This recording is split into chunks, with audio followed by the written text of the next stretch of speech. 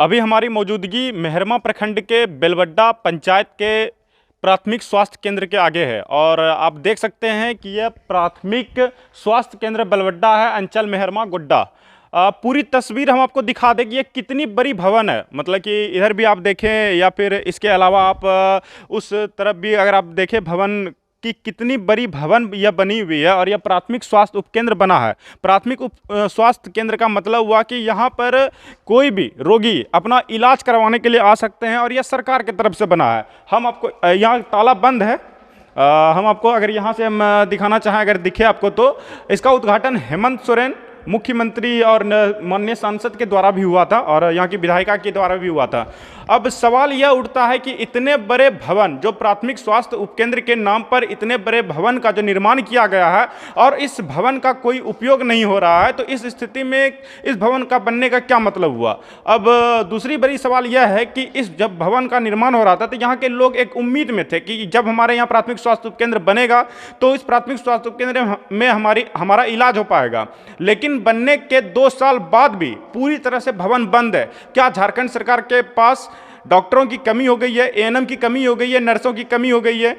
इसके अलावा हम आपसे एक बात देखिए, ये पूरा जो प्राथमिक स्वास्थ्य केंद्र का जो कैंपस है ये पूरी तरह से बंद है। मतलब कि बड़े बड़े ग्रिल, बड़े बड़े ताले लगे हुए हैं, अंदर में बहुत सारे सामान भी हैं, काउंटर बना हुआ है, फैन लगा हुआ है। इतना खर्च करके सरकार के द्वारा भवन को बनाया जाता है, लेकिन सरकार के पास यहाँ पर ड्यूटी करने के लिए डॉक्टर, नर्स, एएनएम नहीं है।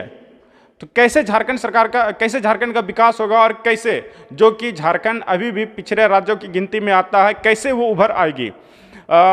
इस प्रकार के जो भवन है, जो प्राथमिक स्वास्थ्य उपकेंद्र के नाम पर जो भवन बनाए जाते हैं, ऐसे भवन आपको मेहरमा प्रखंड गोड्डा जिला में अनेकों भवन आपको मिल जाएंगे जो बरसों से बंद पड़े हुए हैं। अब आप अंदाजा लगा सकते हैं कि इस भवन को बनने में कितना खर्च हुआ होगा। हालांकि खर्च तो उसमें नहीं दर्शाया गया है, इसलिए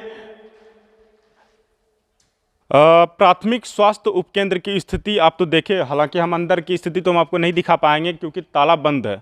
जैसा कि ग्रामीणों ने बताया कि इस भवन को बनने से 2 वर्ष से भी अधिक का समय बीत चुका है, लेकिन भवन बनने के बाद जस की तस पड़ी हुई है। बड़े बड़े ग्रिल, बड़े बड़े ताले, बड़े बड़े सभी प्रकार की जो सुविधाएं होती है जो प्राथमिक स्वास्थ्य उपकेंद्र में होनी चाहिए, वो सारी सुविधाएं शायद यहाँ होंगी, लेकिन यहाँ अगर कोई नहीं है तो वो डॉक्टर नहीं है, मरीज नहीं है। मरीज को जो उम्मीद थी, बगल में बिहार के झारखंड से सटा हुआ या बेलवड्डा जगह है और जहाँ पे प्राथमिक स्वास्थ्य उपकेंद्र बना हुआ है, झारखंड और बिहार के बॉर्डर पर बना हुआ है। अगर हम कहें अगर यह प्राथमिक स्वास्थ्य उपकेंद्र अगर चालू हो जाता तो झारखंड राज्य के मेहरमा प्रखंड के बेलवड्डा पंचायत, धनकुरिया पंचायत या आसपास के पंचायत, इसके अलावा बिहार के भी कुछ ग्रामीणों को इससे लाभ मिल सकता था। लेकिन इस भवन को बनने के बाद, हालांकि जो बड़े बड़े ठेकेदार हैं, बड़े बड़े जो कंपनी है, जो एजेंसी है जो ऐसे भवनों का निर्माण करती है, उनका तो रोटी सेकने का काम हो गया, इसलिए उनको भवन बनाना था और उसके इस भवन से पैसे बचाकर उसको अपने उपयोग में लाने थे। वो तो हो गया,